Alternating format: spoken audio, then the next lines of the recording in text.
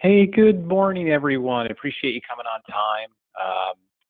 I just want to let you know that, my goal today is to do a pretty quick webinar. I believe in doing kind of quick webinars with, as much good information as possible. And then I'll send you the video. And if you missed something or you just maybe didn't hear it like you wanted to hear it, you can always go back and rewatch it. I don't think anyone likes these hour webinars that people just ramble on forever. So I'm going to try to keep it quick. Going to try to give you some good info to think about for AEP, and then we'll go from there. So for those of you that don't know me, my name's Ken French. Been in the insurance business now a long time. I'm getting old. Been in it since basically the late 90s. In the old days, we used to have a family-owned business that was kind of like a general agency, a wholesaler. Our clients were independent agents who sold employee benefits, Medicare, life, health insurance. Super duper long story short, sold that business before healthcare reform back in '09. And when we sold, it was a family business. When we sold it, myself and my wife and a few of my IT people, we formed a new company called Snoozy. And basically, we were helping agents with their websites at the old company, and then kind of went national. And that's what we do right now. We build websites, and we can help agents with social media. We've been doing that now almost 17 years. So what I want to talk about today is to kind of give you a little bit of a checklist on things you should really be thinking about today to get ready for AEP. And, as I talk to more and more agents around the country, I think there's just a lot of easy mistakes that are missed. And, I almost feel like I've become the therapist a little bit, because usually I talk with a lot of my clients in January, February, March, and there's always this kind of, groveling where it's like, I wish I would have done that. I wish I would have done this. So I'm going to try to go through some things to maybe help you not have those problems in 2026. So we're going to talk about some of the easy stuff that gets overlooked. We're going to talk about your Google business listing and the stuff you should be doing in there. We're going to be talking about having an alert, a pop-up, a landing page on your website, for the AEP season. And we're going to talk a little bit about social media. And, I think my theme today is none of this stuff is rocket science. Sometimes the simplest strategies actually work the best. And, you never can forget that your clients are usually going to be in that 64 to 70-year-old range. So, technology is fun, but you want to make sure that your target market also is utilizing what you're telling them. So let's just remember right off the bat that you really need a Google business listing. And, I have kind of a sample here. What that means is that, if somebody is referred to you and they're going to kind of check you out just to make sure you're someone that they want to work with, you need to have a Google business listing that pops up when people Google you. And you can see here, this is, one of my favorite clients, Bonnie Beliveau, and she's done a great job. She's got 61 5-star reviews. And, the listing leads to her website, it leads to her calendar, all that kind of stuff. And we'll talk a little bit about this more. But this is just a general point that, in my opinion, in July of 2025, if you are running a legit insurance operation, you better have a Google business listing. And that listing needs to lead to your website. And I think your website today, I guess number one, if you don't have a website for your business, you are kidding yourselves.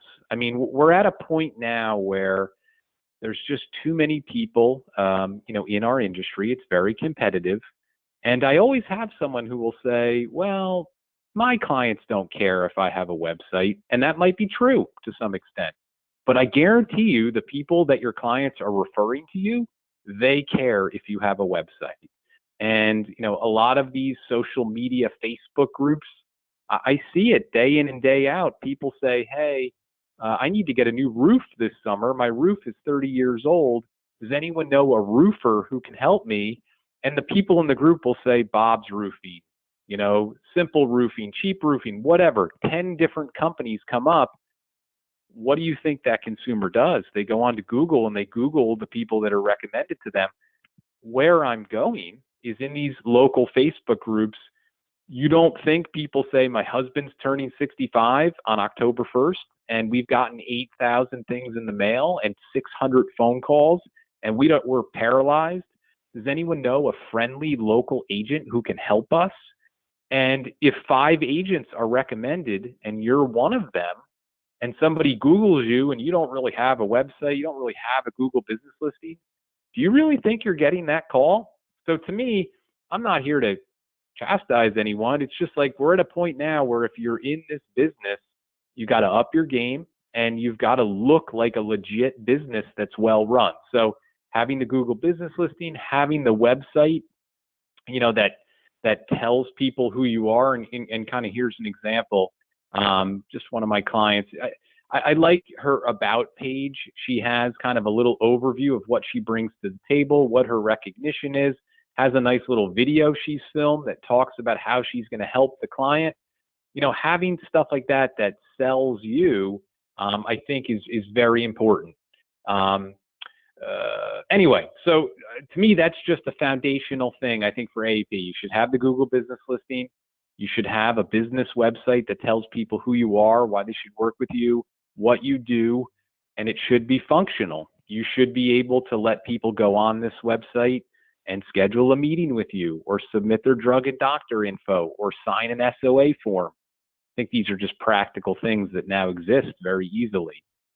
So let's first kind of talk about the easy checklist of things we want to make sure we're doing for AEP. And the first thing is all of you use email. And, I think your email signature really needs to include your website.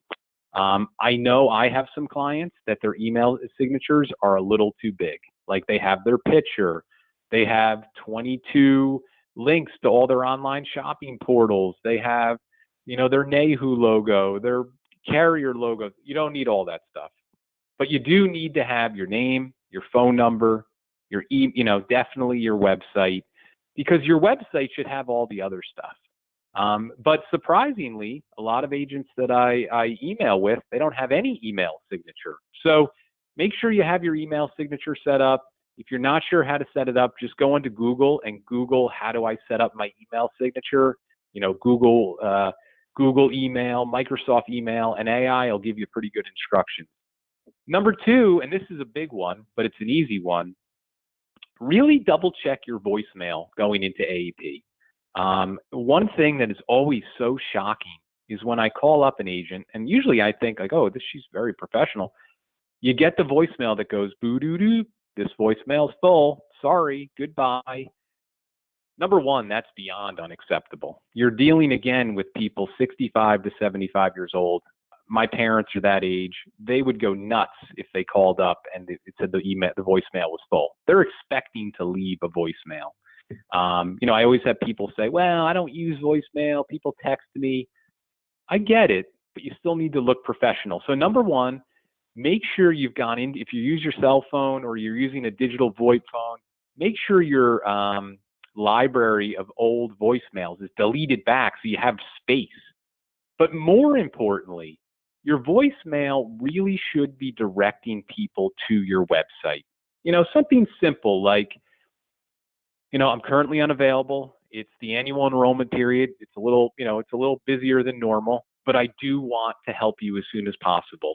You can leave a voicemail right now and I'll get back to you, or you can go to karensmith.com and there you can access my calendar, where you can schedule a call with me later today or tomorrow, or you can fill out a customer service ticket, to help me service you quicker.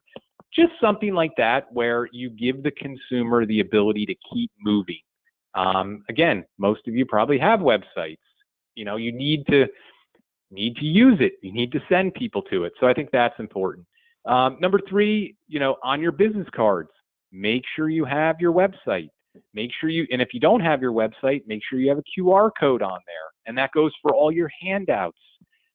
The other day, and again, I don't want to ramble here, I want to keep this quick, but the other day I had a phone call with a client and she said, well, this spring I had a huge disappointment.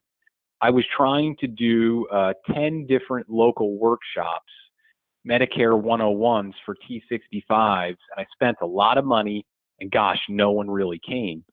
And I said to her, I said, well, not for nothing, you didn't really tell me about that. I mean, I'm like, I could have helped you come up with some ideas. I go, well, how did you try to get people to register? She said, I did a big mailer and I sent it out to, 10,000 64-year-olds in the area. So I said, well, can you send me that mailer? So she sent me this piece of publishing, and it was very nice. It had a couple sitting at a table, reading papers, looking confused. And it said, like, learn more about Medicare, come to these seminars. But I said to her, I said, not for nothing. Number one, there's nothing about you on this at all. Number two, there is no website or QR code. I go, most people today are probably getting 10 of these a day in their mail, and you just look like the other 9. I'm like, you should have sent them to the website where they could have read your testimonials. They could have read an overview about the workshop. Heck, you could have even done a 30-second preview video on the seminar so they could have got a taste of what it was. And she's like, oh my God, all those are great ideas. And I said, yeah. I go, you got to think like a business owner these days, and you got to think like the consumer. You're competing against literally thousands of other agents selling these products. You got to have more depth. So anyway, I don't mean to ramble on, but little things like that, that cost her $3,500, not putting a QR code on there or her website.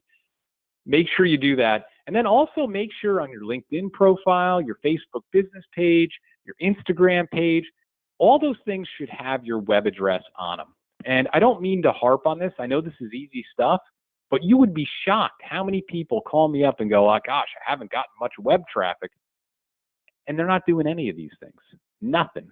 And it adds up. It just adds up over time.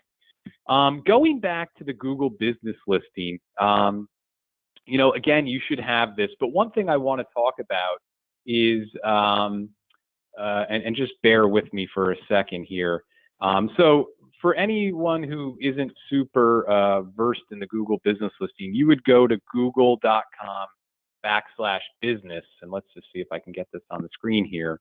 And if you have a listing, you'll click the sign in button. And these are a few that I kind of manage. But my tips today are that there's some kind of easy things you can do in the listing. I mean, obviously, you want to have your description, you want to have your phone number, your website, your social media pages. That's about all you need for setup. But if you go into the location area, there's a few things you can do. Number one, if you work from home, you probably should not have your home address listed. And I know when you created the listing, it made you enter that, which is fine. But if you go into the location, you'll see there's a little, and let me see if I can highlight it here. There's a little box here that says show your business address. If you click the check mark here and kind of slide it to the left, it hides your home address. And that's a big thing. I've had a lot of people tell me, oh, well, this lady got all upset because she, saw my Google business listing and then saw my office address and then was upset. It was in a neighborhood and she thought I was going to try to attack her. And yeah, look, it's okay. You work from home. 85% of the agents out there today work from home. There's nothing wrong with that. But you don't want to give the impression you have an office. I think that one client, it was an accident. She didn't understand. But my point is number one on your Google business listing, if you work from home, hide your address. It'll just say offices in Detroit, right? It just won't have the physical address. Number two, and this is the big one, really double check what they call your service area. This is really going to help with search engine optimization. And one of the things I see a lot of agents doing is getting too broad. Okay, so if you go to the service area and click the pencil, what you can do, and this specific agent is doing a good job. He's got 3 towns that are his service area. He's got Dix, Centralia, Mount Vernon. I see a lot of agents, they'll make their service area like the whole state of Illinois or the whole state of Michigan. And if I really ask them and say, well, how much business is outside of 30 miles of you? Well, not very much. I'm very local. So my point is what we're trying to do here is we're trying to get our Google business listing really search engine optimized and found locally. And even though you might be in other states and you might be in other areas, that's not the strategy for this specific listing. So go in here and just put like 3 to 6 towns that are in your target area. And I think that'll really help your Google business listing show up more in those areas. Again, it's not perfect. I get it. You might have 20% of your business outside the state. I get it. But we want to get the low-lying fruit too. And having your Google business listing dialed into your areas, I think is, it's a good thing. It's a good thing. Number 3, we're getting to the point of the year where it's time to start communicating with your clients. And, I hope all of you have a plan right now for either sending out an email, sending out a mailer, sending out a text, something to just tell them AEP season is coming soon. It's coming in October. There's a lot of changes out that are potentially coming. There's a lot of misinformation out there. There's going to be a lot of people trying to create panic. What I want you to remember is I'm always here to talk with you. Like something like that. Again, I'm generalizing. But I think it is so important that in July or August, you send some sort of update out to your book of business, just kind of calming the fire a little bit. And, with that, you really should have some sort of alert on your website. And I'm just going to kind of show you a sample of one I've kind of set up. Just kind of something like this, where when they come to your site, we have a little update that says, AEP is going to run from 10:15 to 12:07. I'm here to help you. And then have them be able to go to a page like this, where, they can schedule a meeting with you. This specific page is, again, a sample, but it just reviews some of the things they need to be aware of changes-wise. It lets them update their drug and doctor info if they have any new things. And this could be the framework of what gets emailed out, right? Like you do a little email that just says, hey, I'm here. I know you're out there, and I'm here to help you this fall if needed. And then like click here to update update your contact info if it's changed, update your doctor and drug info if it's changed. And, in my opinion, just with talking again, for those of you that came on late, I said a lot of today's webinar is based on, agents I always talk to in January and February and March, and they always say, gosh, I wish I could have done this. Woulda, coulda, shoulda, right? And the most popular thing everyone always says to me, I wish I was more proactive in the summer talking to my book of business, because I lost people who got bamboozled by like the nasty agents who came in and kind of lied to them. And I hadn't talked to them this year. And because of that, I lost them. They felt like I wasn't being proactive. And they felt like this other agent was going to save them from the pending storm, even though there was no storm. It was all BS. But my point is if you can take the time this month and next month just to send out a little heads up email or text, I think that kind of protects you from the vultures that are out there. And having some sort of landing page that they can go to, I think that really shows that you have a well-run machine and you're running a solid business. So if anyone's on the call that's a current client of mine, feel free to shoot me an email. I'd be happy to set something like that up for you on your site. We just kind of leave it up there now, maybe from now till about, December 1st kind of thing. But for the clients I've set that up for in the past, it's helped. Again, it's very simple. We're not reinventing the wheel here. But when you have nothing, it looks like you're not paying attention. And I think that's a big thing out there with the consumers, is if you haven't talked to them in a while and someone else comes in and says, look, your current agent doesn't care about you. They haven't told you about any of these changes. You could lose your doctors. You could lose your hospitals. You need to sign right here, and I'm going to protect you from that. If they say, well, wait a minute, my agent, Kathy Smith, she already emailed me the other day and said that she's well aware of all the stuff going on and that I can talk to her anytime, that's going to protect you. So I don't mean to ramble, but I think that is an important thing. The other thing that gets overlooked a lot is your social media presence.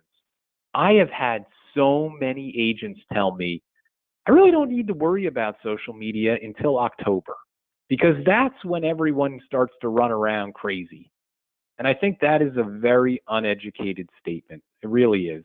Number one, for any of you that follow Amanda Bruton, it's one of my clients. And one of the things Amanda says, which is so true, is AEP is always won in May, June, and July, never in October, November, and December. And I think that goes true with social media. Right now, is the time. Number one, a lot of people are on the beach, they're on vacation, they're relaxing, they're on their phones, they're on social media. This is the time to drip on them and to project yourself as the guru, as the expert. And once we get into October, what do you think happens? Every Medicare agent in the country ramps up their social media, and it becomes 35 times more, there's 35 times more volume out there to compete with. So I have kind of two suggestions. One, you should have, your business presence, and bear with me for a second here. You should have your business presence. It should be looking good, right? It should match your website. At least a few days a week, you should have some posts about, educational posts about Medicare and about wellness and just stuff that is out there and getting your name out there. That's number one. Number two, you should consider to do some paid advertising, specifically on Facebook, where maybe you target people 64 to 68, and you just kind of drip on them all summer. And again, there's not much competition right now because all the vultures are all being lazy, fooling around on the beach. This is the time for the, energetic, proactive agents to get their advantage. So again, I'm not going to get too detailed, but I think at the bare minimum, you should consider making sure that your social media pages are tuned up, they look good, they're active with content, and you should consider doing some ads that run from now until AEP, because I think, that's where you start to plant the seeds. And again, I go back to Amanda. The great agents, they're winning the battle in May, June, and July and August, not in, the battle zone time. So anyway, so that being said, for those of you that are my current clients, I'm always here to chat and kind of strategize on what you're trying to do for AEP. If you're not currently a client, I do suggest you check out snoozy.com. Again, we specialize in working with independent agents. It doesn't have to just be Medicare, but it's a thing where I want to make sure we have a game plan on how you're using your website and your social media presence. We're just at a point now where if you're not really using your stuff, you're going to fall behind your competition, and you can't just kind of have a billboard anymore. There's so much technology now in this Medicare industry. It can come from the carriers. It can come from your CRM. It can come from your upline, things like digital SOA forms, online scheduling tools. I've even built some tools where we can integrate your Google business listing so your reviews show up on your website. I think I had a sample here where we were doing that. Obviously you can see all her Google reviews are showing up on her site. All this stuff, it starts to matter, and especially when someone's referred to you and they're just doing some diligence.